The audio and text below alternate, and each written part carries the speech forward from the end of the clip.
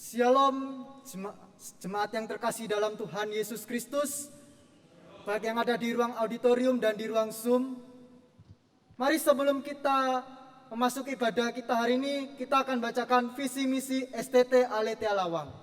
Visi menjadi lembaga pendidikan teologi yang mengembangkan studi biblika dan teologi reform yang unggulan dalam bidang pengembalaan dan menjadi rujukan bagi gereja-gereja dan lembaga-lembaga pelayanan Kristen di Indonesia pada tahun 2022. Misi 1. Menyelenggarakan pendidikan tinggi kependetaan dengan memberikan tekanan pada teori dan praksis pengembalaan yang biblikal dan berwawasan reform.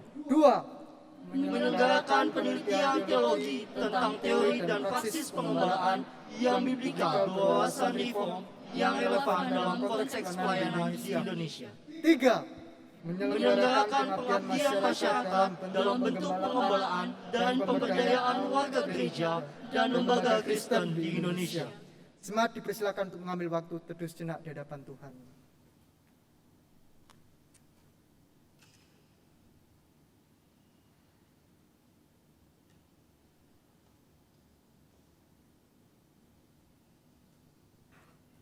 Yang Maha Kuasa, Tuhan Allah berfirman dan memanggil bumi, dari terbitnya matahari sampai kepada terbenamnya. Dari Sion puncak keindahan Allah tampil bersinar. Ia berseru kepada langit di atas dan kepada bumi untuk mengadili umatnya. Bawalah kemari orang-orang yang kukasihi, yang mengikat perjanjian dengan aku berdasarkan korban sembelihan. Langit memberitakan keadilannya, sebab Allah sendiri adalah hakim. Arahkanlah hatimu kepada Tuhan. Kami mengarahkan hati kami kepada Tuhan. Marilah kita beribadah dengan sikap penyembahan, dan ketahuilah bahwa pertolongan kita adalah dalam nama Tuhan yang menjadikan langit dan bumi. Amin. Tuhan besertamu dan besertamu juga. Bersama kita pujikan, kita agungkan Sang Anak Domba yang telah menjadi Raja, dan mari kita senantiasa memuji Dia yang telah mati bagi kita. Rajakanlah Yesus.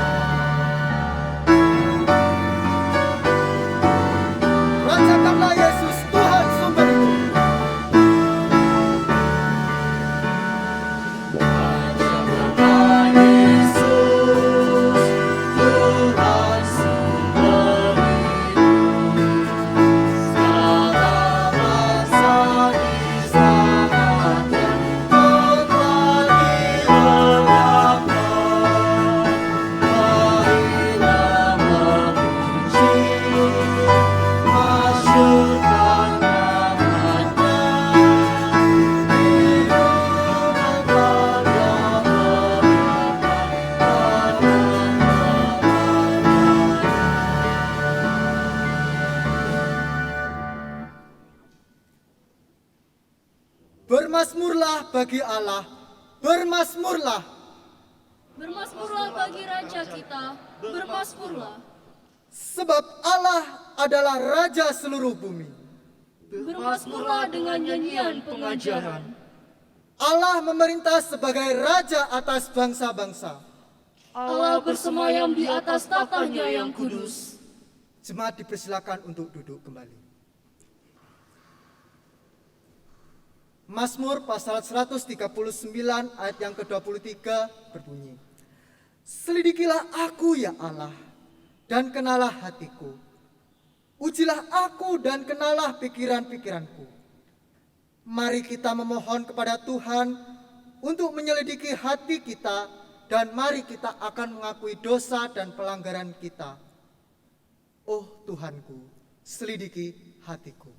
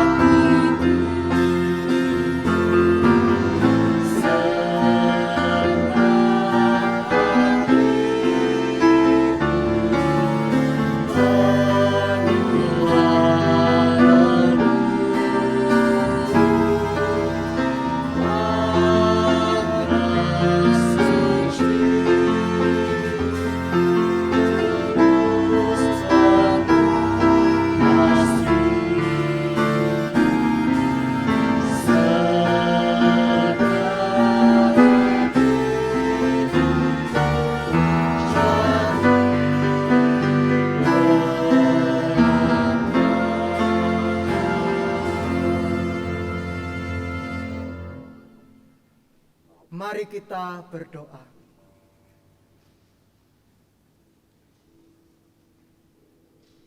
Tuhan Allah Bapa kami di dalam kerajaan surga, kembali kami datang menghadap hadirat-Mu pada hari ini. Kami menyadari sebagai manusia yang lemah dan berdosa, ampuni kami Tuhan, ketika kami tidak melakukan sesuai dengan firman-Mu. Sucikan kami, kuduskanlah kami, dan layakkanlah kami untuk menghadap hadirat-Mu.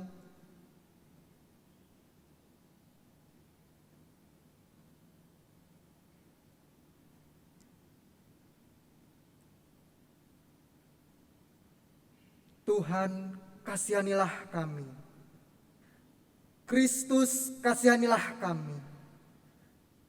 Kami serahkan di dalam nama Tuhan Yesus Kristus.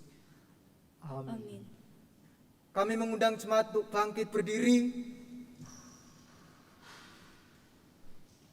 Dengarkanlah berita anugerah bagi kita yang telah mengaku dosa di hadapannya, yang terambil dalam 1 Yohanes pasal 1 ayat 9 yang berbunyi, jika kita mengaku dosa kita, maka ia adalah setia dan adil, sehingga ia akan mengampuni segala dosa kita dan menyucikan kita dari segala dosa. Amin. Terpujilah Tuhan. Dan dengarkanlah petunjuk hidup baru yang terambil dari Amsal pasal 3 ayat 3 yang berbunyi, janganlah kiranya kasih dan setia meninggalkan engkau. Kalunglah itu pada lehermu, tulislah itu pada loh hatimu. Jemaat dipersilakan untuk duduk kembali. Haleluya, what a savior. Salah satu him yang ditulis oleh Philip Peblis, di mana him ini kita mengingat bahwa Tuhan telah mati di kayu salib, dengan darahnya dapat mengampuni kita manusia yang berdosa. Mari kita meninggikan Dia dan memuliakan Dia sebagai Raja, dan mari kita menyanyikan bagi Dia. Haleluya, what a savior.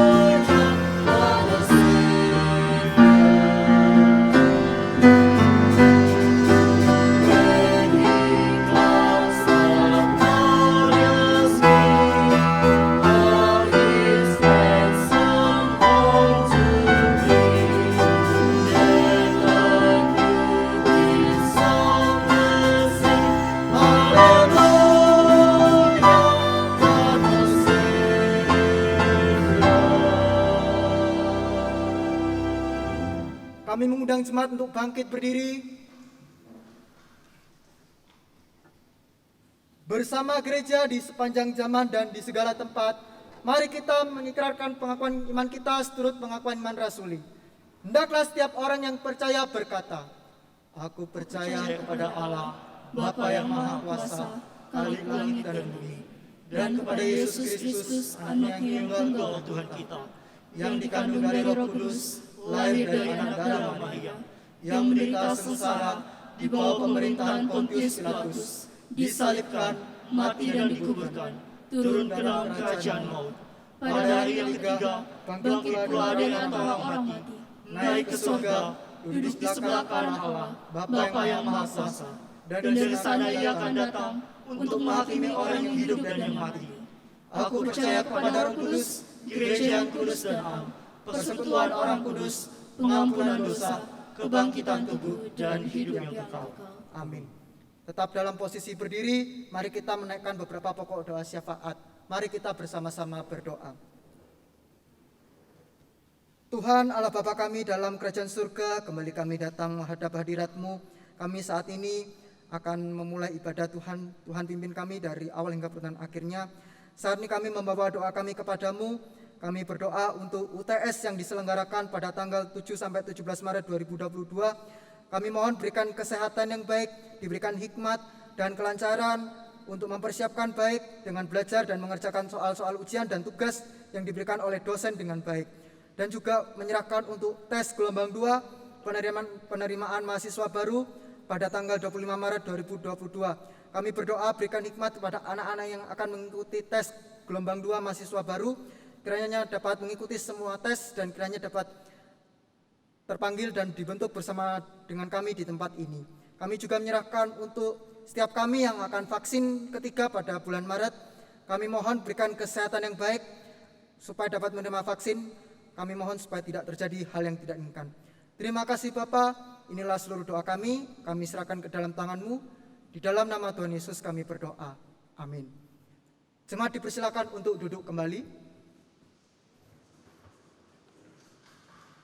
Firman Tuhan hari ini akan dibawakan oleh hambanya Bapak Evangelis Yunus Sutandio. Kepada hambanya dipersilahkan.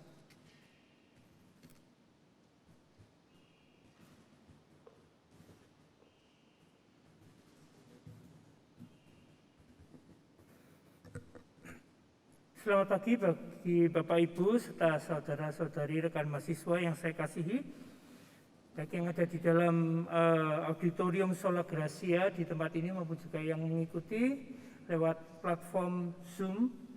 Mari kita bersama-sama saat ini tunduk kepala, masuk dalam doa, memohon pimpinan Tuhan di saat kita membaca dan merenungkan firman Tuhan. Bapa kami yang di surga, saat ini kami datang kepadamu ya Tuhan. Kembali kami memohon untuk pimpinan-Mu di saat kami akan membaca bagian firman-Mu dan bersama-sama merenungkannya ya Tuhan. Bapa, kiranya Roh Kudus-Mu datang dan memberikan pencerahan di dalam setiap hati dan pikiran kami, sehingga firman-Mu lah yang kami renungkan dan kehendak-Mu lah yang kami bersama-sama renungkan dan jalankan Tuhan. Terima kasih Bapa, inilah doa kami yang kami naikkan dalam nama Tuhan Yesus. Amin. Bapak Ibu Saudara, saat ini mungkin di top news di semua media massa, baik yang tertulis maupun juga yang elektronik maupun juga televisi-televisi, semuanya menayangkan tentang invasi Rusia ke negara Ukraina, dan ini mengguncangkan dunia karena berbagai upaya untuk mencegah terjadinya invasi ini telah dilakukan, tetapi pada akhirnya Rusia pun menyerang Ukraina, dan tentunya banyak kecaman yang telah dilontarkan oleh banyak negara maupun juga orang-orang atas invasi Rusia ke Ukraina ini. Karena yang jelas bahwa perang yang terjadi di sana itu pasti membawa penderitaan, khususnya bagi orang-orang di Ukraina. Bahkan juga mungkin gelombang protes pun tidak hanya di luar Rusia, tapi di dalam negeri Rusia pun banyak warga Rusia yang sebenarnya tidak setuju tentang invasi dari Presiden Vladimir Putin ke negara Ukraina. Ya, bagaimanapun juga Bapak Ibu semua bahwa perang ini mempunyai banyak aspek, ya, mempunyai banyak aspek, baik aspek politik, keamanan maupun juga perdamaian dunia yang saat ini sedang diguncangkan oleh terjadinya invasi ini. Ada negara-negara yang pro Rusia, ada negara-negara yang banyak negara yang melawan Rusia, ya, bahkan baik yang pro maupun yang kontra. Ini ada juga negara-negara yang ngomporin, ya, ngomporin ngomporin Rusia untuk nyerang, tapi sisi yang lain yang membela Ukraina pun mendukung Ukraina. Bahkan berita tadi pagi sudah ada 17 negara yang mensuplai alat-alat perang ke Ukraina. Jadi ini supaya mungkin untuk mengimbangi Rusia atau gimana, tetapi yang jelas bahwa kalau sampai terjadi seperti itu berarti perang pun akan menjadi semakin dahsyat. Ada juga negara-negara yang tidak pro sana pro sini, tetapi mereka mengupayakan perdamaian, upaya-upaya untuk berdialog, baik oleh PBB maupun juga Dewan Keamanan, khususnya Dewan Keamanan PBB maupun juga negara-negara yang non-blok lainnya, mencoba juga untuk mengupayakan perdamaian itu. Namun upaya perdamaian yang terjadi atau yang diupayakan setelah perang itu terjadi, ya enggak jelek sih, bagus sih ya. Cuman alangkah baiknya sebenarnya upaya-upaya dialog dan perdamaian itu dilakukan sebelum perang itu terjadi. Ya. Nah, kita perlu prihatin Bapak Ibu semua tentang invasi Rusia ke Ukraina ini. Ya, kita mungkin tidak bisa berbuat banyak, tetapi marilah kita terus berdoa supaya perang ini tidak berkelanjutan.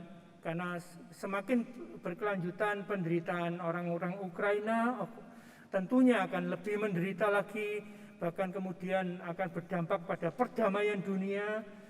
Bisa-bisa perang dunia ketiga bisa mulai muncul karena Presiden Putin pun sudah mengancam akan mengeluarkan senjata nuklir jika negara-negara barat itu mendukung Rusia. Nah, ini tentunya suatu ancaman bagi perdamaian dunia yang sangat mengkhawatirkan. Oleh sebab itu marilah kita terus berdoa agar perang di Ukraina ini tidak berkelanjutan dan kedua belah pihak negara ini boleh duduk bersama-sama dan berdialog membicarakan tentang upaya-upaya perdamaian. Nah, Bapak Ibu Saudara, khotbah saya hari ini bukan tentang perang di Rusia dan Ukraina, walaupun ada hubungannya. Tetapi marilah kita bersama-sama saat ini akan merenungkan suatu tema tentang pembawa damai. Oleh sebab itu judul khotbah saya hari ini adalah Lord, make me the instrument of thy peace. Tuhan, jadikan aku pembawa damai-Mu.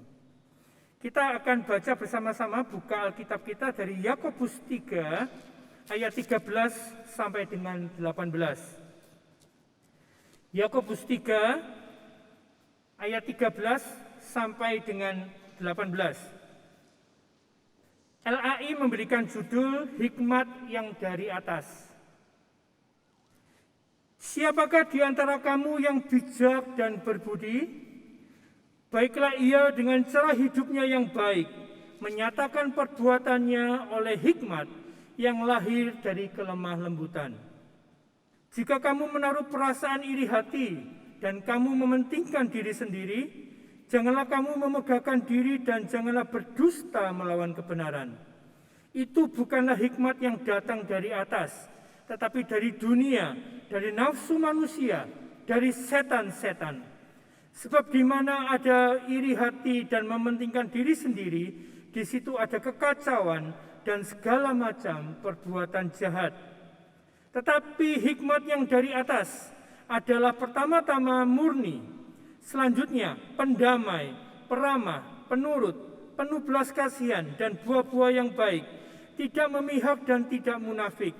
Dan buah yang terdiri dari kebenaran ditaburkan dalam damai untuk mereka yang mengadakan damai. Kita akan bersama-sama merenungkan tema tentang pembawa damai itu. Dan dari bacaan ini yang baru saja kita baca, kita temukan supaya kita bisa menjadi pembawa damai atau menjadi instrumen Allah untuk membawa damai, maka kita perlu memiliki hikmat dari atas.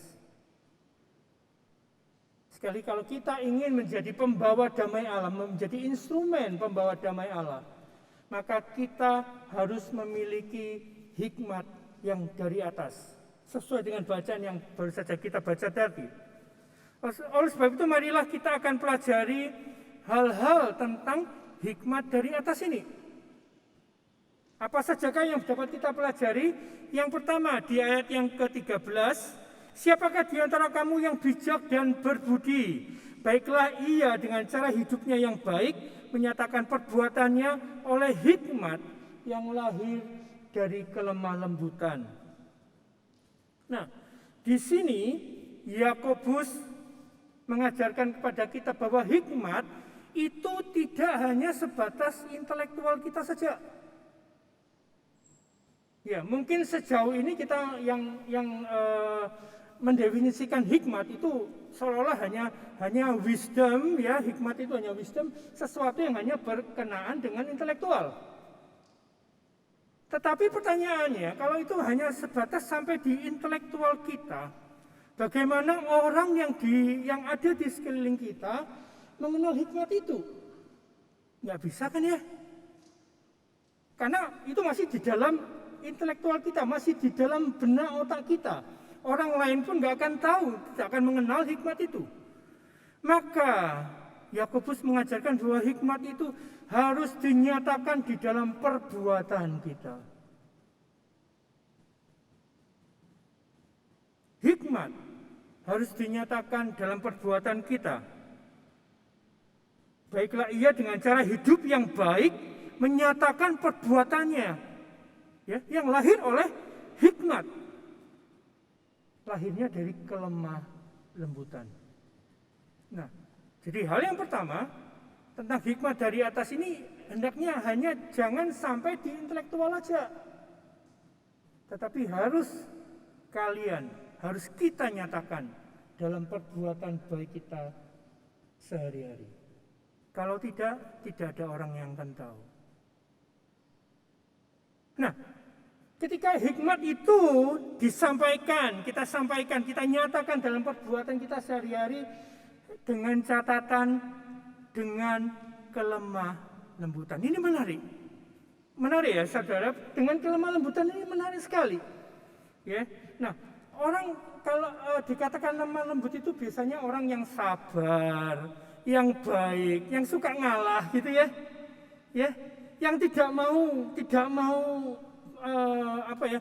mau terjadi konflik gitulah ya. Itu namanya orang lemah lembut kan begitu ya. Nah, ini menarik. Karena kalau kita melihat filsafat Yunani yang kita tahu bahwa Perjanjian Baru ditulis di dalam konteks ini ya, Greco-Roman gitu ya. Di situ maka filsafat Yunani pun itu ini. Nah, bagi filsafat Yunani kelemah lembutan itu adalah sesuatu yang menunjukkan kelemahan. Oh, lemah lembut itu lemah, gitu ya. Itu pendapat dunia. Tapi kalau kita melihat pendapat firman Tuhan itu beda. Kelemah lembutan merupakan salah satu dari buah roh. Ya, di situ ya. Ya, bahkan di dalam Matius 5 ayat yang ke-5, berbahagialah orang yang lemah lembut karena mereka akan memiliki bumi. Nah, kelemah lembutan ini memang ada unsur mengalah, tetapi bukan mengalah begitu, mengalah bukan karena pecundang atau mungkin karena penakut, ya, bukan mengalah bukan karena penakut atau pecundang atau bukan karena satu kepasifan, tetapi justru di dalam kelemah lembutan inilah menunjukkan bahwa kita hanya percaya kepada Tuhan. Orang yang lemah lembut adalah orang yang percaya kepada Tuhan, sehingga dia tidak perlu lagi berupaya keras untuk menunjukkan jati dirinya, untuk menunjukkan siapa dia. Ya, mungkin selama ini mungkin ya Presiden Putin itu merasa kurang begitu dihargai, gitu ya. Akhirnya aku mau menunjukkan kekuatanku nih. Gue serang Ukraina. Begitu negara barat bantu Ukraina, dia langsung ngacam. Gue akan keluarkan nuklirku. Wah, ya. Yang jelas Putin ini tidak lemah lembut, ya. Orang lemah lembut tidak perlu menunjukkan kekuatannya untuk itu, karena mereka hanya percaya kepada Tuhan. So friends, marilah kita belajar untuk lemah lembut. Kita tidak perlu berupaya keras untuk menunjukkan siapa jati diri kita. Karena jati diri kita yang sejati adalah Kristus yang ada di dalam kita.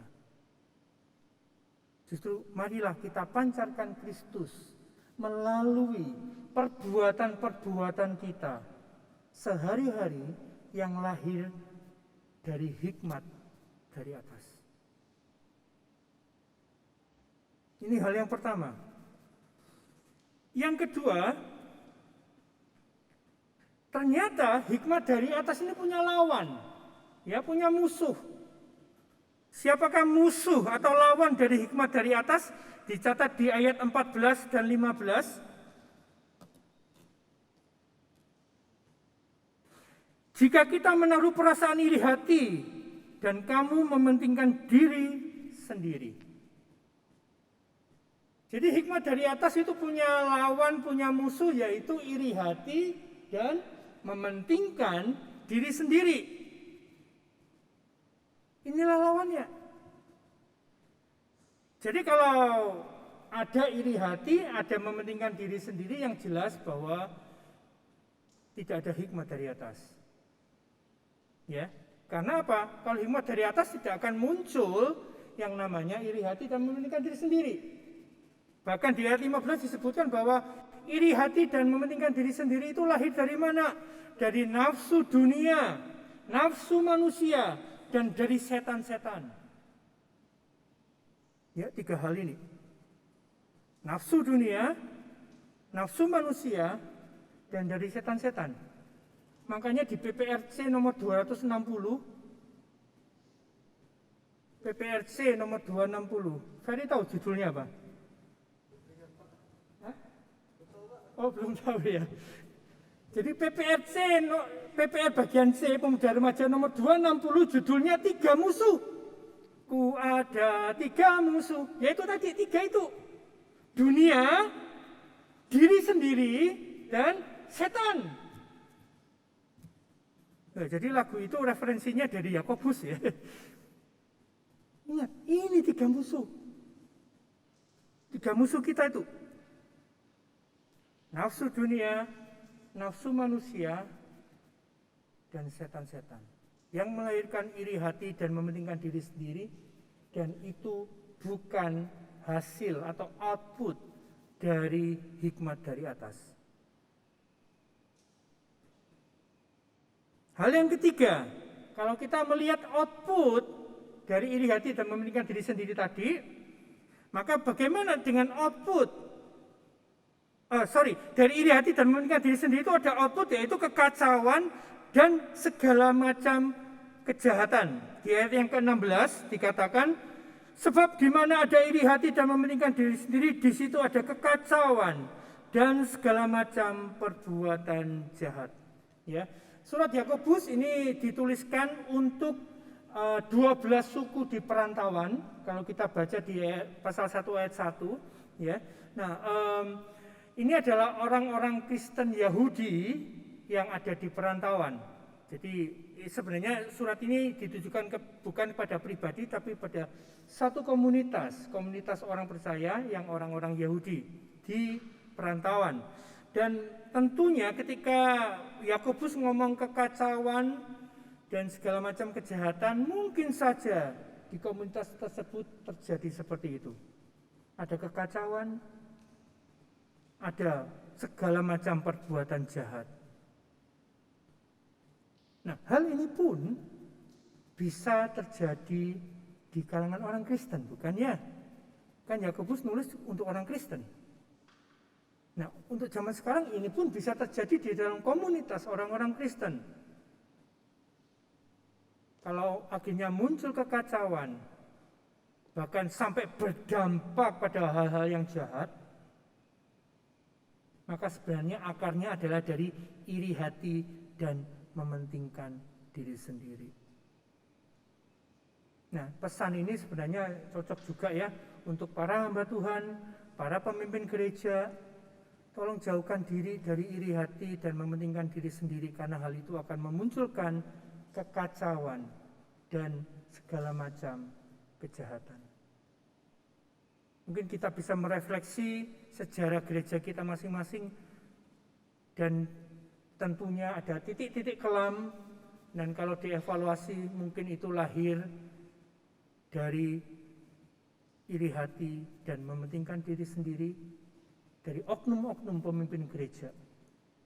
Oleh sebab itu di sini Yakobus mengingatkan kita semua, jauhkanlah iri hati dan mementingkan diri sendiri supaya tidak terjadi kekacauan dan munculnya segala macam kejahatan. Hal berikutnya adalah bagaimana dengan output hikmat dari atas. Jadi kalau kita memiliki hikmat dari atas, maka ini akan menghasilkan pribadi-pribadi yang di ayat 17 dan 18 disebutkan banyak ciri-cirinya ya, pendamai, peramah, penurut, penuh belas kasihan dan buah-buah yang baik, tidak memihak dan tidak munafik. Dan itu dikonklusikan, disimpulkan di ayat 18 bahwa dan buah yang terdiri dari kebenaran ditaburkan dalam damai untuk mereka yang mengadakan damai, yaitu pembawa damai. Jadi kalau kita memiliki hikmat dari atas yang kemudian kita nyatakan dalam kegiatan kita sehari-hari dalam kelemah lembutan, maka kita akan menjadi pembawa damai. Kita akan menjadi pembawa damai. Di Matius 5 ayat yang ke-9, berbahagialah orang yang membawa damai, karena mereka akan disebut anak-anak Allah. Mari Bapak Ibu dan rekan-rekan mahasiswa sekalian, melalui perenungan singkat kita pada pagi hari ini, kita merenungkan suatu tema tentang pembawa damai. Dan kiranya apa yang dituliskan oleh Yakobus di dalam Yakobus 3 ayat 13 sampai 18 ini menolong kita semua untuk terus memohon kepada Tuhan memberikan kita hikmat dari atas. Dan kita juga memohon supaya Roh Kudus boleh memampukan kita untuk menyatakan hikmat dari atas itu dalam perbuatan kita sehari-hari dalam kelemah lembutan. Sehingga kita layak disebut sebagai pembawa damai. Ada sebuah nyanyian yang ditulis oleh Santo Francis dari Assisi yang berbunyi demikian. Tuhan, jadikanlah aku pembawa damai. Bila terjadi kebencian, jadikanlah aku pembawa cinta kasih. Bila terjadi penghinaan, jadikanlah aku pembawa pengampunan.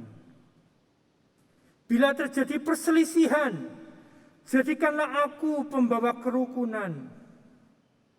Bila terjadi kebimbangan, jadikanlah aku pembawa kepastian. Bila terjadi kesesatan, jadikanlah aku pembawa kebenaran. Bila terjadi kecemasan, jadikanlah aku pembawa harapan. Bila terjadi kesedihan, jadikanlah aku sumber kegembiraan. Bila terjadi kegelapan, jadikanlah aku pembawa terang. Tuhan, semoga aku ingin menghibur daripada dihibur, memahami daripada dipahami, mencintai daripada dicintai. Sebab dengan memberi aku menerima, dengan mengampuni aku diampuni, dengan kematian aku bangkit lagi untuk hidup selama-lamanya. Amin. Marilah kita renungkan doa dari Santo Fransiskus dari Assisi ini, yang rindu untuk menjadi pembawa damai Allah.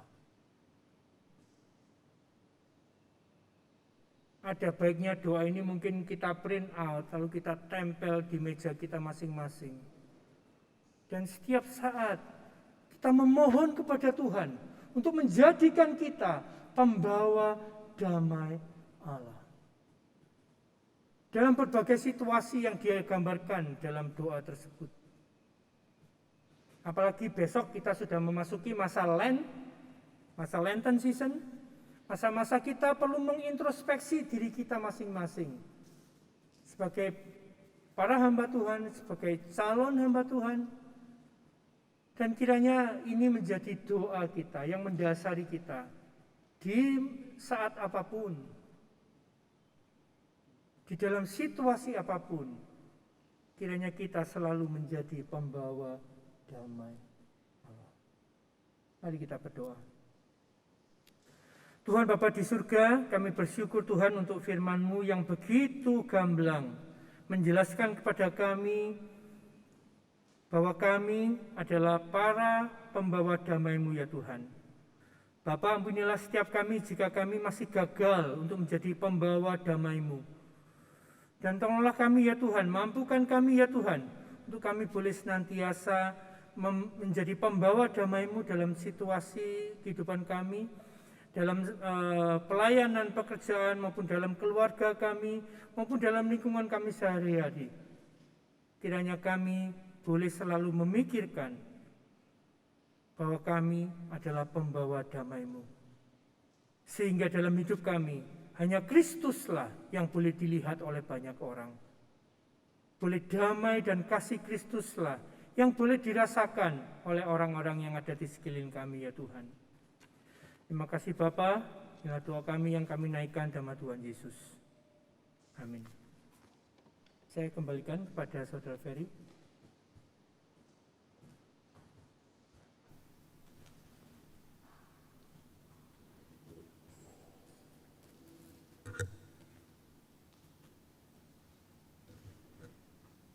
Terima kasih kepada Bapak Evangelis Yunus Sutandio yang sudah menyampaikan firman Tuhan. Kiranya firman Tuhan yang sudah kita dengarkan dapat memberkati kita untuk menjalani kehidupan hari demi hari ke depan. Berikut merupakan laporan persembahan minggu lalu. Kita di awal ibadah sudah memberikan persembahan. Untuk meresponinya, mari kita nyatakan rasa cinta kepada gerejanya, mencintai akan gerejanya, dan senantiasa berdoa kepadanya. Ku cinta kerajaan-Mu, I love thy kingdom, Lord.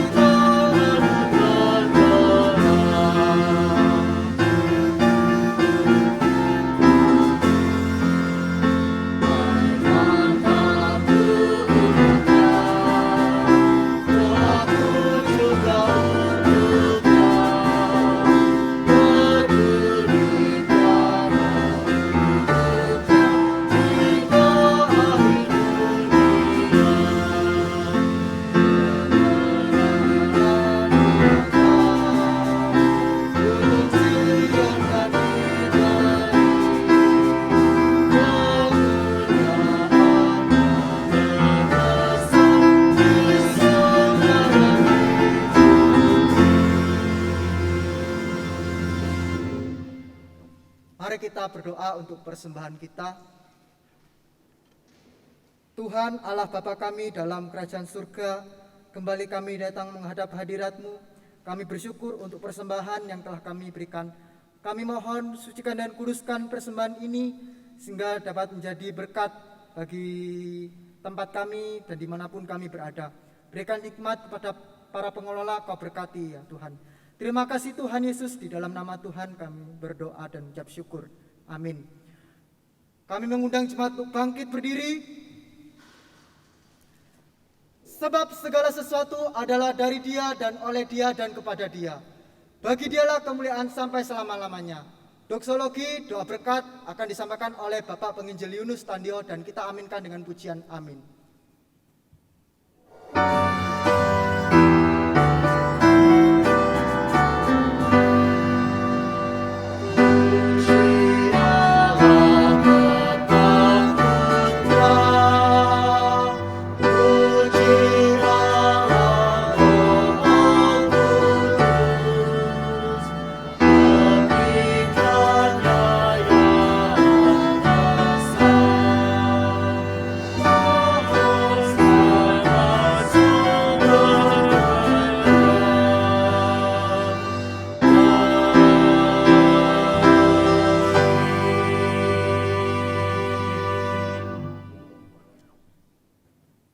Tuhan memberkati kita dan melindungi kita.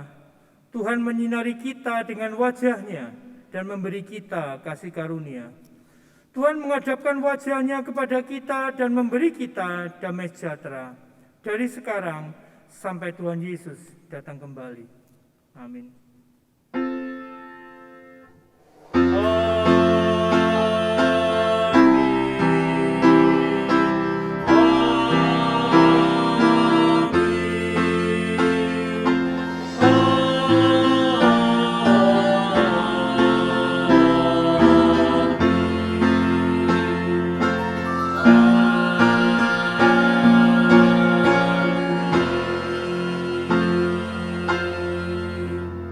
Silakan duduk, saat duduk kebaktian selesai. Tuhan Yesus memberkati.